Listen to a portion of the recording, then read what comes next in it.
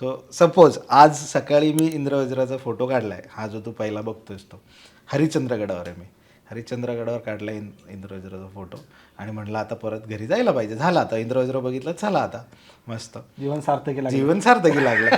हा तो 4था-5वा होता, ती गोष्ट वेगळी.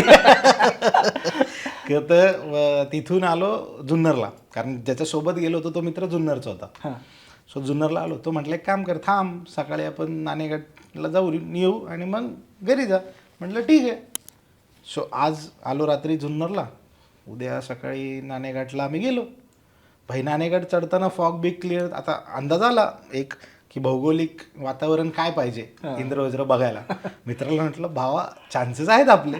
नाणेघाटचं नागफाना चढलो, समोर इंद्रवज्र. हो. समोर इंद्रवज्र बघितलं, आलो आणि घरी आता बस. एका मित्राचा फोन आला, दादा म्हणे मुंबईवरून निघालो आहे, राजगडला चाललो आहे, चांगला असेल का वेदर, आणि कुठं खायला जेवायला काय याच्यासाठीच फोन करतात येते. म्हटलं कधी चाललं आहे. आत्ता निघालो आहे, इथं आहे. म्हटलं ठीक आहे. त्यांनी मला कात्रजला पिक केलं, मी त्यांच्यासोबत राजगडला. रात्री किल्ला चढलो. सकाळी हा म्हणला बालेकिल्ला सनराईज चांगला कुठनं दिसतो. म्हटलं सुळ्याला गेलास तर फक्त सुळ्या दिसेल, बालेकिल्ला जाऊ तुला दोन्ही दिसतो. बालेकिल्ल्याला गेलो, राजगडला इंद्रवज्र. आणि माझ्या मते पहिला फोटो आहे तो की कॅप्चर केला आहे राजगडावरचा इंद्रवज्र.